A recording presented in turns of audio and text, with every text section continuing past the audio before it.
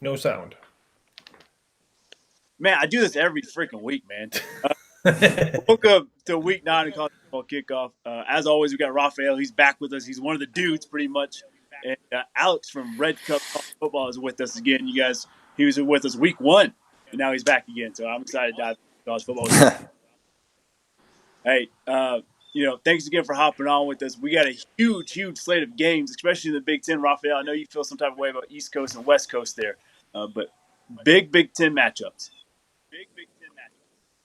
Yeah, I'm a little still discouraged on Big Ten football. I don't like the time slot. And we were talking about this before we jumped on the air of tradition of the early. I mean, I know game day is there and Big Ten noon kickoff on Fox, but let's face it, if you're a Big Ten, you need to expand your horizon on recruiting.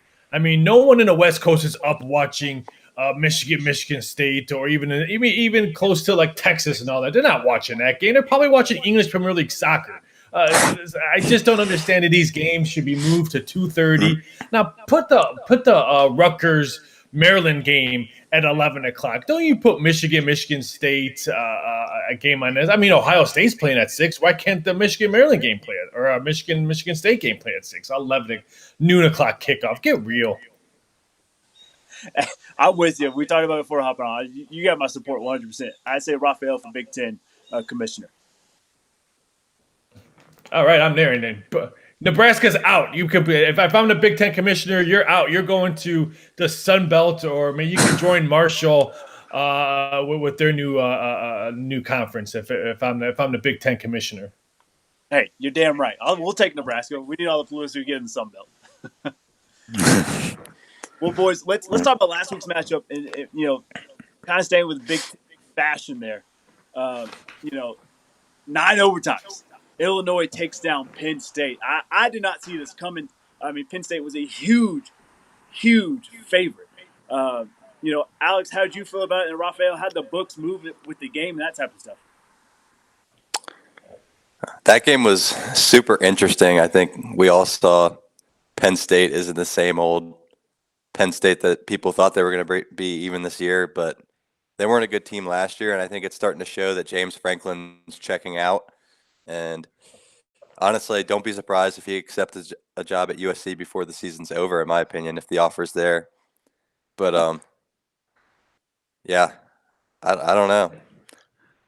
I wouldn't cash my tickets on Franklin going to USC yet. I think they probably want a bigger name, especially if they're not going to want to accept a guy that's on a losing streak that lost into overtime. I was hoping that game would go into 10 overtimes because I heard they're going to shoot free throws with the new overtime rules. That was pathetic. Change it back to the old overtime rules, 2-point conversion. I saw that was some horrible play calling. Both coaches should have been fired after that overtime. It was some horrible play calling.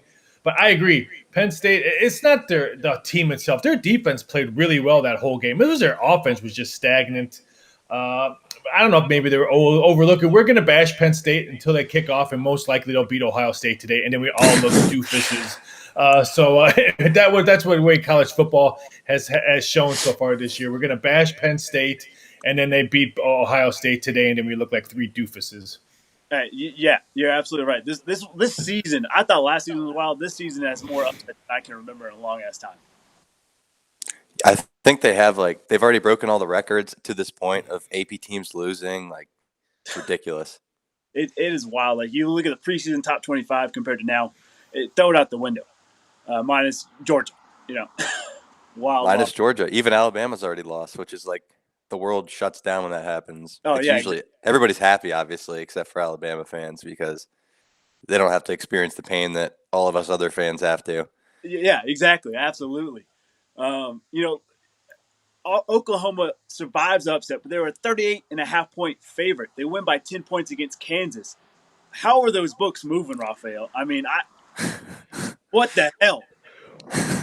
We need Oklahoma to cover. I mean, we lose on them seems like every week, and even though they win, but everyone fades them against the spread because they're horrible against the spread. They didn't cover these big numbers, and I think I said to your show last week, pound that first half and get fade them in the first half. I don't think they've covered a first half game, I think, since week 3 of last year.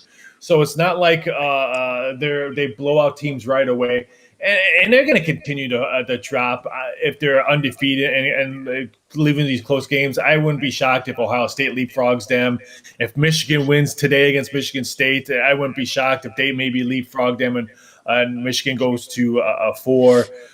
I'm just not sold on Alabama. Maybe San Diego State will finally get some love if they can win, get some ground, and they can leapfrog 18 places and leapfrog Oklahoma. But I'm not sold on the Sooners at all.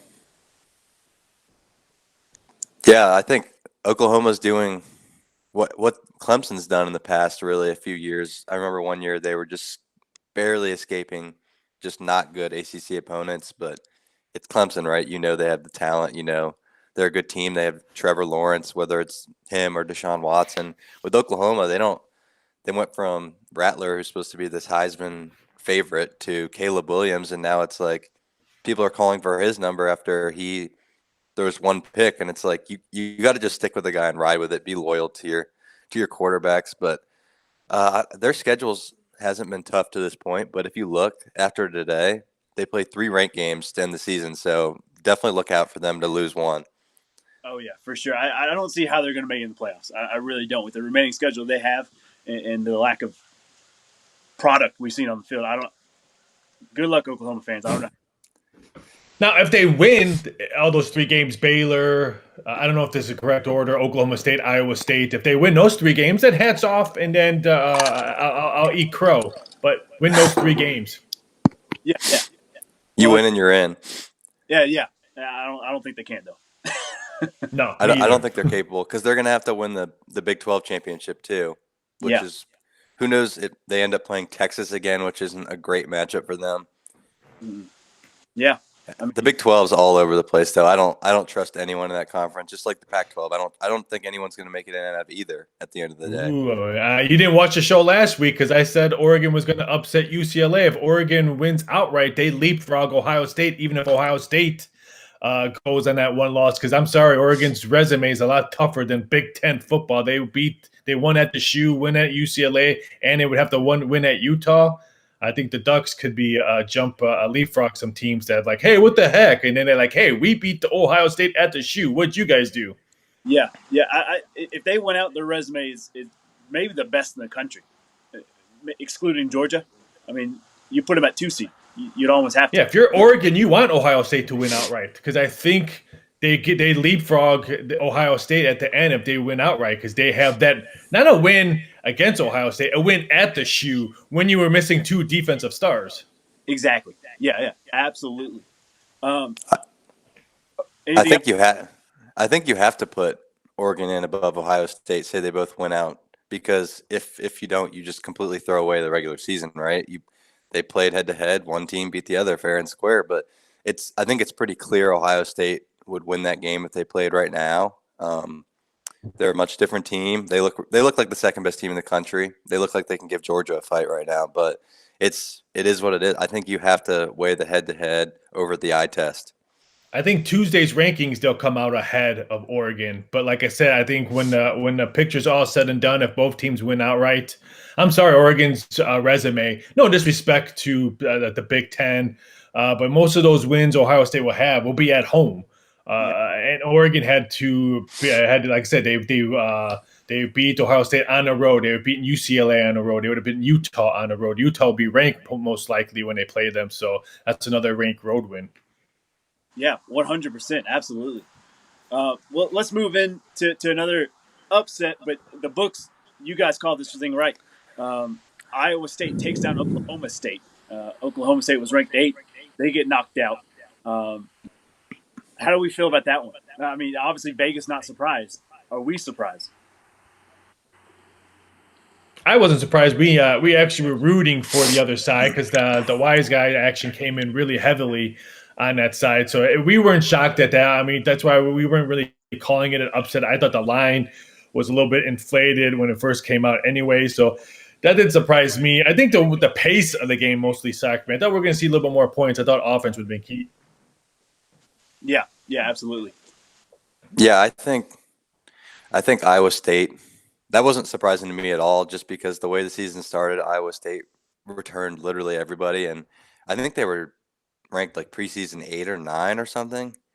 They were up there, but yeah, they just they had that bad loss, which is looking like a bad loss now at home to Iowa. They didn't even really compete at all.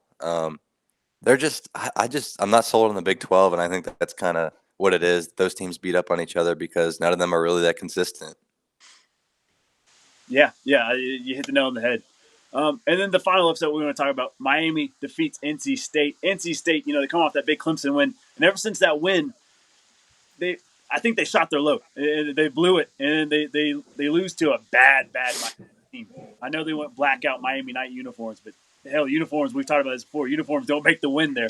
And NC State loses some key players. I think their dream season's kind of coming to an end here for them. They might have a chance to compete for the ACC title, but any beliefs of huge bowl games, I think they're out the window. Get them out of here. Well, even though I bashed Clemson last week with your girl, that's not a big key win, beating Clemson this year. I'm sorry. That's not a key victory. So, but that victory that NC State had against Clemson, that's just a W. I mean, let's face it, the ACC is not the ACC we've seen in the past. Virginia Tech would be looking for a new head coach. Miami is Miami. Florida State's waiting for baseball season. Dabo should have went to Jacksonville, as I said last week. He wish he would have went to Jacksonville. So, I mean, that big win for NC State now just looks like a win. You can't even put the word big next to it the way Clemson's been playing. Yeah, fair. Yeah, the way I look at it right now is, I was bashing on the Big 12 a second ago. The ACC is a different story. They look like a non-Power 5 to me. Like, yes. Seriously, the American Conference looks better because they have Cincinnati, they have SMU, they have Houston, who are all those teams could beat anyone in the ACC, in my opinion. I just don't see it. You got Wake Forest at the top, and you know it's because they haven't really played anyone yet. They have a good offense. Sam Hartman is very good, but that defense is atrocious. Like, they just gave up 50 to Army last week, I believe. They're not in it. They're not going to make the playoff. They're not, and if they do somehow, nobody in the ACC is competing if they make it. So I just hope to God none of them actually make it. But yeah, Miami, that just makes me think your Mountaineers should have beat Miami, like, for sure. I think they play again. You guys crush them, right? Yeah, that's what I'm hoping. It depends on Chase Bryce, Dr. Jekyll, Mr. Hyde there. But no, honestly, all joking aside, it's a bad loss for App looking out. But ACC is just a cluster, and I'm rooting for Pitt. I'll be honest. Like, I'm originally from Cincinnati. We don't like the city of Pittsburgh, but that Cinderella story, I want to see them not make the playoffs, make a decent bowl, go do something cool, and be a new king of the ACC. I really like Pickett for Heisman too. I know he's a deep sleeper. And they're 6-1 against the spread this year, Pittsburgh. Cash cows. That's right. Making all the money, baby. Yeah, Kenny Pickett's really good, but I think people can't really downplay the fact that they lost to Western Michigan. Like, yes. That's rough. I mean, I don't put them in the playoffs if they went out just because of that, in my opinion. You can't. No way. Well, boys, you want to dive into some pick'ems here? Fire away. Sure. All right, cool. We're going to start with the powerhouse. Being biased here. App State, baby. Taking on ULM. Minus 20. You have a 27.5-point spread on your TV, on your screen right now. That's right, baby. That's right. They got a ball game here. Prime time. Big question is, does App cover this spread? No, they had their big key game last week. They're still reading the press clippings. They're still talking about the game. They start off slow. Look at the Warhawks maybe first half, and I think at halftime they get their butts chewed out, say, hey, we're not playing App football. What are you guys doing out there? And they come out. I think they win by 17. They don't cover. There's no way they cover this 27.5. They're still they're still talking about last week's game. Yeah, it's bad. Yeah, give me App with the win. But like you said, they're not covering that. It's a hangover week, and give me the over too, because I see ULM putting up some points that maybe they shouldn't, just because App's not focused on them. They just came up. They beat Coastal Carolina, right? Yeah. So it's it's just a different environment, in my opinion. Yeah, I think so. It is homecoming. It is raining up in Boone. I'm up here now. So listeners watching, sorry if you hear the cars pass by. I'm outside, but it's, I think you're right. I like the over. I think ULM's going to get some sneaky points in the first half, get their ass chewed out. Coach Clark lays it into them, and they get it rolling. But yeah, 27.5. Good luck covering that. Any team, unless you're Georgia. The Warhawks scored 40 plus points against South Alabama in their last game because they could put up points on the board. And like I said, first half is going to be dictated, I think, by the Warhawks. Exactly. Yeah, absolutely. Our next game, we got 22 Iowa State traveling down to Morgantown where they burn couches. And it's Halloween weekend. West Virginia is sneaky on Halloween. Iowa State, 7-point favorite. What do we say? I thought this number was a tad too high. I mean, I'm not sold on the Cyclones. I'm not sold on this conference either. It's a tough place to go to West Virginia, and you have to throw in a Halloween weekend where you can probably have a bunch of drunk students being rowdy. I'll take the plus points on this one. I think this one goes up. I think the betting public has already moved this to 7.5. I would not be shocked if they add another half point and it goes to 8. I'm going to wait to see. It's a 2:00 game, so you have some time for it to see if it moves. I like West Virginia plus the points. Yeah, I like West Virginia to cover for sure at home. Like you said, take me home. But yeah, I want to say they're going to win this game, but their offense is just unpredictable and it's not very good. The defense can be good at times. I just think Iowa State's a little more complete and consistent, just mainly based off of what they did last year, working into this year. I think they'll sneak this out by 3 on the road.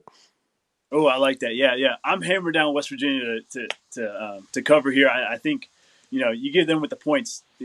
It's Morgantown, it's Halloween. I'm all in on it, but I do think Iowa State gets the win. They survive barely, but they survive. Staying in that conference, we got Texas and Baylor. Baylor 3-point favorite. We saying sick 'em. We put those horns up. Boy, I mean, I don't want nothing to do with either of these two teams because you just don't know who you're going to get on either of these two teams. I think Baylor's at home might be the play, and I also think the under. I think we're going to see defense in this game. I know Texas gives up a lot of points, but I think in the second half, I think both teams want to slow the game down and run the ball. I would not be shocked if this is a dead under. Yeah, I don't like this game either. I wouldn't advise to put any money on it because Texas is far more talented. Yeah. Texas is a lot more talented, but I don't know. I think Texas wins games they shouldn't, and they lose to teams they shouldn't. So I'm going to stick with that, and I'm going to say Texas wins and covers on the road. Oh, yeah. Alex, I'm past that Kool-Aid over here. I'm sipping on it. Texas always beats teams they shouldn't. In Baylor at home, Baylor should win this thing 9 out of 10 times. This is the one time. Give me Texas to win. But Raphael, I'm with you. I ain't watching this game. Highlights not. Give me the under. I'm cool with that. I think it's going to be a defensive slugfest. Moving on, we got SMU and Houston. We kind of preluded this conference matchup a little earlier. SMU trying to keep their hopes alive, trying to live up to that Cincinnati hype, trying to get them in the conference championship, and maybe be able to make a push. Who knows? What do we say here?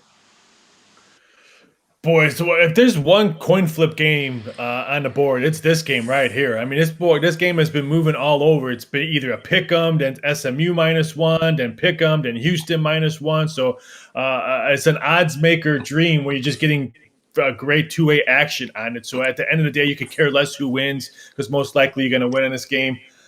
Here's another one. I think defense is going to be key in the second half. I would not be shocked if you see a sloppy first half game, but I think second half defense. I'm going to lean towards SMU staying perfect. I'm going to lean them stealing this road game, but I probably won't have any action. But this is probably one of the better games on the board that no one's going to talk about because it's not one of those limelight Big Ten SEC matchups that were force-fed every Saturday in college football. But this might be one of the game of the nights, I believe.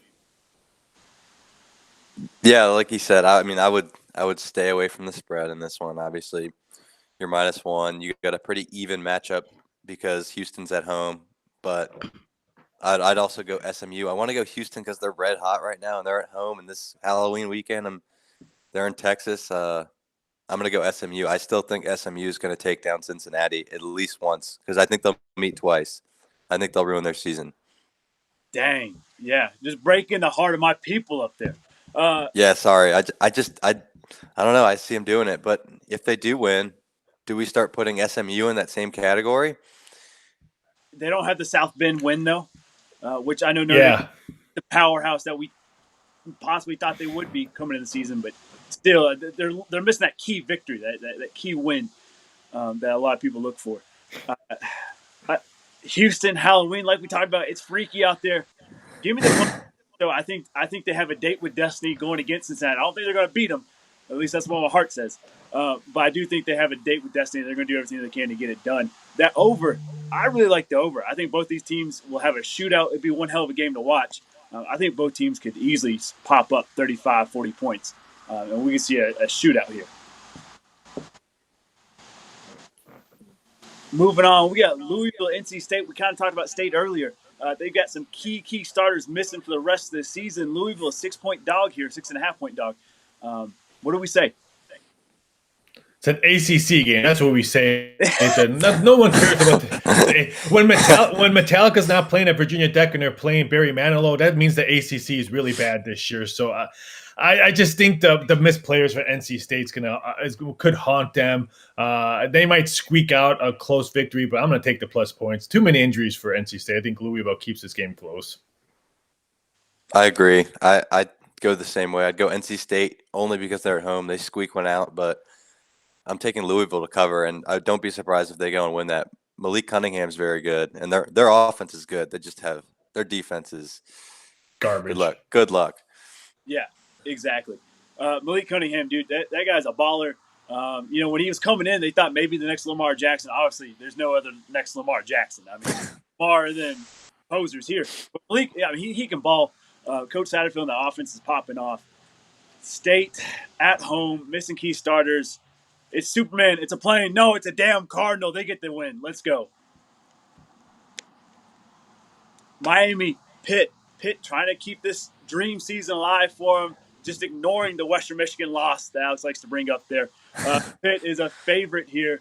What do we say? Miami's won 3 straight. Do they keep it rolling? Miami has won 3 straight, but the home team in this series has covered 4 out of 5 and won 5 straight in this one. So I think Pitt wins this one, but I don't think they cover the spread. I think they only win by 7. I think we're going to see like a 27-20 type of game. I think Pitt wins, but they don't cover this big number. And they should be glad that it's an early game because I think this number could have moved to 10 if this was a late afternoon game. So there is some 9.5s popping up already. And that means there's probably a lot of parlays and teasers with Pitt. But yeah, I think Pitt wins, but they don't cover. Yeah, I agree. Give me Pitt with the win at home. They don't cover. Miami's actually hot right now, and I like the under here. Yeah, I can vibe with everything you guys are saying. Pitt wins, Miami covers. I'm not touching the over under. You just never know. ACC, it's a cluster as it is, but I mean, it would not surprise me if this thing is a boring ass game and 10-10. You 10-13. Yeah, I won't be watching that one. No. UCLA and the Utah Utes. Utah favorite. What do we say? It's going to be a lot of wet eyes out there because they're retiring the jersey of the Utah player that got shot over a couple months ago. That actually the same jersey another Utah player wore that got killed. So they're retiring the jersey. So it's going to be a lot of emotional hearts out there. I still think Utah is the play on this one. UCLA, a bad loss at home last week that I called on your show. Oregon was going to win straight up, beating UCLA. And so I think Utah with a lot of heavy hearts. I think it's going to be a high-scoring game. The total's moved a point already. Open up at 60. It's now 61. It's a very, very late game. You guys will be sleeping or drunk, one of the two, when this game kicks off. So I think a lot of points scored in this one. I think this one probably flies over. And I like the Utes. How can you not root for them tonight when they're retiring a jersey? Yeah, I kind of agree with that. Although I do like what UCLA is doing this year. It's a little different than before. I like their run game a lot.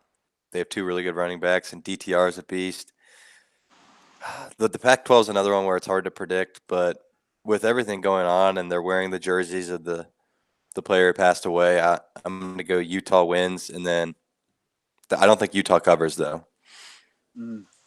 Yeah, like you said, UCLA they're doing everything right this season. The inside zones are smashing for them. They have a running back room that's dangerous. Quarterback is dangerous. He's making the right reads. I really like that offense. But I got a philosophy. Team going through tragedy, put your money on them. They're always going to cover. They're always going to win here. Scandals, you go the opposite. This thing is a tragedy. They're getting it done. I think they cover. They're coming out full hearts, clear eyes, can't lose. Let's pick it up. If you're Utah, you're probably happy this game's not at UCLA, or you wish your game was at UCLA because they have their three losses for UCLA are all at home. Exactly. Automatic hammer for them. San Diego State, Fresno State. Once again, to me, this is another coin flip game, possibly. What do we say? This one's game of the night right here. Game of the day, game of the night. Again, you guys will be drunk, sleeping because another late game on this one. I don't understand why so much disrespect for San Diego State. I know their offense is not elite or not even close to elite, but their defense, if it wasn't for Georgia's defense, I think we would be talking about San Diego State's defense week after week. Their defense was able to slow down Air Force last week, which everyone was on Air Force last week, including myself. I thought Air Force offense would be able to put away the San Diego State offense if it was a high-scoring game, and they couldn't. So that means San Diego State's defense is really good if you can be an Air Force offense on the road. I think I like the Aztecs, and you're trying to tell me I can get +1 at home against the Aztecs? I like San Diego State. Again, I know their offense stinks, but defense sometimes always wins big games, as the Baltimore Ravens with their Super Bowl wins. I like defense, San Diego State tonight. See, I'm going to go the opposite way. I'm going to go Jake Haener. He's just way too good. I think they push the over too because I don't see Fresno State playing a super low scoring game. And I think San Diego State plays with them a little bit and they just hit that over. But I was back and forth, but I'm going to go Fresno State on the road because of how they competed against Oregon. I think they beat UCLA. They have some good wins and some good games they've competed in. Yeah, absolutely. I flipped a coin last night. We were in the coach's office, talking to some coaches, flipped a coin on this one. I had to go San Diego State. They don't get enough respect, but that's because I don't know enough about them. You're right, Raphael. I am passed out, asleep by the time they come on 98% of the time, and I just no East Coast love for them. I'm sorry. You know what? I understand the love for Fresno State, but that loss to Hawaii, it's just I go back and rewatch that game. They were just manhandled in the second half. They couldn't control the line of scrimmage. They couldn't run the ball. And that was against Hawaii. And so if they couldn't score in the second half against Hawaii's defense, what are they going to do with San Diego State? Now, to be fair, I think that's when they were retiring Colt Brennan's number. Once again, tragedy. You bet on that team. But they didn't even have a luau at halftime. So it was a regular halftime. Oh, okay. Maybe not. All right. Ole Miss, Auburn. SEC fans are locked and loaded on this game. Number 10 versus number 18. What do we say? I loved Auburn when this number first opened up when it was 1.5, and I actually jumped on that one. Now you're trying to tell me Auburn's 3-point favorite now? It's probably going to be 3.5. I just think the injuries are going to catch up on Ole Miss. They're banged up on both sides of the ball, offense and defense. The Heisman front runner is still not 100% healthy. I think if he takes one big hit, he could probably miss this game. I want to say Auburn, but I just can't lay that 3 now. It was great when it was 1.5, but I think Auburn steals a very, very close victory because I just think injuries are going to catch up with Ole Miss. Yeah, I agree. I like what Auburn's doing this year, actually, with the new coach. And don't be surprised if they go play with Bama very close, if not beat them that last game of the year at home. I think Auburn's kind of on a mission right now. I think they win like 9 games this year, so I got Auburn winning. And Ole Miss, they do this all the time. They get all hyped up, and then they lose like 5 in a row. I mean, this team's different for sure, but like you said, they're banged up. They're going to lose some games.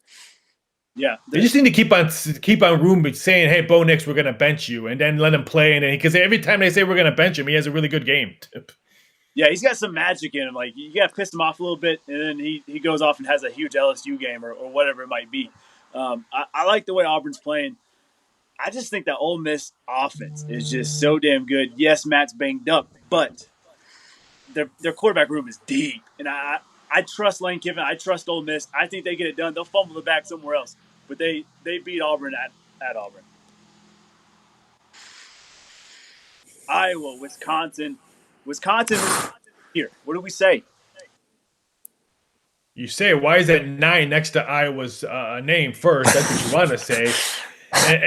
And B, this waistline is going to be the same as my waistline after my diet is over. 36 now? It's not even 36 and a half. It's 36. So, yeah, this is an ugly game. I'd rather watch Premier League soccer than watch this Big Ten football game because whoever scores 10 points first wins this game. It's going to be ugly. I'm going to say Wisconsin pulls out a victory. Yeah, I advise you not to watch this game if you like offense. Your eyes are gonna be bleeding. This is rough, and like you said, Iowa's not the 9th best team in the country. I'm not so sure they're even top 20 right now. I think Wisconsin's just straight up a better team right now in general. The quarterback play is pretty brutal for both teams, so good luck. Even I wouldn't mess with the over under at this point. They're both so bad on offense, so good on defense, but 36 is so low. I got Wisconsin winning. I think they win by 3 though, so they don't cover here. All right, I love this because last week I got dogged by these guys saying Purdue and Wisconsin was going to be a 10-0 game. I said, no, give me that over. I think we have a lot of points, and we did, damn it. Right here, I'm having the over. Iowa loses. Give me Wisconsin, though. I think they have to win at home. Camp Randall is a special place to play. But I like the over. Penn State, Ohio State. This could have been the key matchup. This could have been the game for this Saturday. But Penn State and Ohio State have taken some hits. Obviously, we already talked about Ohio State and Penn State. But what do we say here, boys? I think the Buckeyes win this one. I don't think they cover. I think but Ohio State wins like 14, maybe 17. I think the underdog gets covered 4 out of 5. Penn State usually plays Ohio State tough every year, no matter what kind of team they have. And I know people are talking Franklin's probably going to be on his way out. But if he's thinking about leaving, he needs to win games because, yeah, he can have USC now, but if he keeps on losing, he may have Virginia Tech, Central Michigan, or something, Miami, something like that. He needs to win games to get a big checkbook. So I think this is kind of a game. I would not shock if this game's close and maybe Ohio State pulls away in the second half. But I'm going to say Ohio State gets the W, but Penn State gets the cover. Yeah, I also think Penn State will most likely cover. I'm taking them, and then I'm taking Ohio State straight up. But I think it's interesting because Franklin, people don't realize they talk about Harbaugh having a bad season. Franklin had a really bad season last year too, and look at him now. He's about to be 5-3 most likely. He still's got to play Michigan, Michigan State. He could go 7-5, and then at that point, the last 2 years, he's about 500. So is USC really going to touch him? I don't know. He's like you said, he's got to win. Like this matters not only for Penn State but for Franklin's career. Yeah. What I can't get my head around is why would you want to leave Penn State? He seems like a good Penn State fit. He doesn't seem like a West Coast USC guy. I don't know. I don't know him, but to me, he is Penn State. Like he's done a really good job of reviving that program from the ashes that it was left in. I think Ohio State blows out Penn State here. I think there's too much drama going on with Penn State, and who knows? They're good for a good upset. They're good to shock the world, but I think Ohio State's already lived through an upset. They're going all scarlet, red on red on red. I don't see how they lose in the shoe this weekend. I think Franklin stays. Let's say if he wins today or he beats Michigan, I think he stays no matter what. I mean, do you really want to go to USC? They fire coaches when you're still on the bus. Do you really want to go to LSU when you got all that legal stuff that's behind closed doors and not that many people know? Stay at Penn State. I think he stays. Yeah, absolutely, 100%. Yeah, he has no reason to leave. He still gets paid a good bit of money. Everyone who goes to USC at this point goes to die. So. Deion Sanders, head coach of the Trojans. You heard it here first. Oh. Hey, if anybody can do it, it's prime time. That would be cool. Can you imagine him sitting in some kid's living room for a recruiting trip? Oh, that'd be wild. I'm here for it. I love some prime time. We got 6 versus 8. Michigan versus Michigan State. The Battle of Michigan. It's in Michigan State. What do we say here? I understand the love of Michigan State. I understand the love that the head coach is getting. He can probably write his check to go where he wants to go, USC, LSU. Even if he does lose this game, or let's say he loses two more times, the stuff that he's done at Michigan State's very impressive. I'm just not taking the love of Michigan State right now. I like Michigan this spot. I'm not saying this is the best Michigan team I've seen Harbaugh have. I think he's had better defenses, but they're finally playing as a team. Usually Harbaugh has a team that has only a good defense, but the offense stinks, or they have a good offense, but the defense stinks. I think he has a good team all around him, especially on special teams. No love for Michigan in this one. Again, I know it's in East Lansing. I know everyone's going to be singing green, white, green, whatever. Give me khakis. They're not pleated anymore. He wears big boy pants now. Give me khakis. Yeah, I agree. I wouldn't mess with the spread here. I think it's a field goal type of game, so I don't think Michigan covers. I think they win also. I think they get down though, and I think people will start to say that, oh, here goes Harbaugh's career, and I think this one's a little different this time, and he wins the game he's maybe not supposed to for once, because there just seems to be a different energy this year. It's like it's cool to see because we like to see the blue bloods looking good, and this is kind of what we've been waiting for Michigan. So I think they squeak this out. Yeah, Michigan's been waiting for this moment a very long time. I think Michigan State sticks around. Their sole purpose is just to ruin Michigan's day. They do that today. I think Michigan State gets it done at home. They're going all green. I like it, from guy, but I think you feel good, you play good. I think Michigan State gets it done. Close game. It's a barn burner, but give me the Sparties. I think they get it done. We got UFC 267, and my bookie's got a nice little promotion going on. Correct me if I'm wrong here, but it's risk free on any of the bets you place on 267 tonight, up to $100. Yes, risk free, no parlays on it, straight bets. So if you lose, we'll give you 100 back. If you win, we'll put that money that you win straight into your account. So it's interesting. Even though UFC is in Dubai, it goes late. I think the first match has already started. I think it started at 10:40. I guess I should change my TV instead of English Premier League soccer and put UFC on one of the TVs right now. But I mean, trying to spell some of these last names when I was trying to type prop bets all weekend long was hard because a lot of Russian fighters. But the co-main event and the main event should be fun. You got Blackowitz, the main event versus Sheeran, and then you have Sandhagen and Peter Yan in the co-main event. I think those are going to be some really good two fights. But keep an eye on for Lee, who has to fight Chimarov. I think he's a live dog, a 5-1. I think underdog right now. I would not be shocked if he lands a big heavy punch and could steal that fight. But let's face it, UFC 268 at Madison Square Garden is the one we all can't wait. So next week, which I'm going to be trying to watch that fight up at MGM because I'll be at the Canelo Alvarez fight. So I'm going to try to be watching UFC live when I'm trying to watch some boxing. But I usually get yelled at if I do that. But it should be interesting. But some good interesting fights this afternoon. Hey, absolutely. I'm excited to watch it. Get quad screen going on, get 3 college football games, a little corner there, whatever it might be. I'm pumped for it. This is probably the most exciting card in the last couple months that I remember. A lot of names and a lot of big time, names are up on the card here. But you're right, 268. That's where the money's at, and I can't wait for that one. I'm just happy it's early so I can watch the World Series and football at the same time. You have a Game 4 tonight, probably a bullpen session for Atlanta. I think Zach Greinke's probably going to throw for Houston, so I get to watch the World Series. So I can try to limit some of my TV screens tonight with UFC going on this afternoon. But I'll probably put some MLS soccer or on one of the TVs. We've got some MLS. Real good game tonight against Montreal. MLS, come on. What are we doing? Yeah, not on a Saturday. My TVs have some interesting sporting events on crazy days, so got to watch. Big day in horse racing too at Keeneland. A lot of good stake races. Hey, all right, I'm here for it. Anybody we should put our money on? Anybody we should be watching? I think Blackowitz by TKO or KO. I think Teixeira goes down. I don't want to say early. I think it goes to the second round. But Blackowitz, he's got 2 heavy hands, and I like the way he fight Alessandro in his last win. Alessandro was a little bit more lengthy and stuff like that. I thought he controlled the center of the octagon. I think that's what he's going to do today. As long as Teixeira doesn't take him down, I think it could be a boring fight. If he knocks him out first, second round, the champ stays the champ. Yeah, 100%. Alex, big UFC guy. I like watching it, but I don't know enough to speak on it. I'm more of one of those when McGregor's out there and Portier, Hey, I'm there. But I don't know. I definitely not a betting advice guy Hey, for that's fair. that. I just think I am. That's all that matters, right?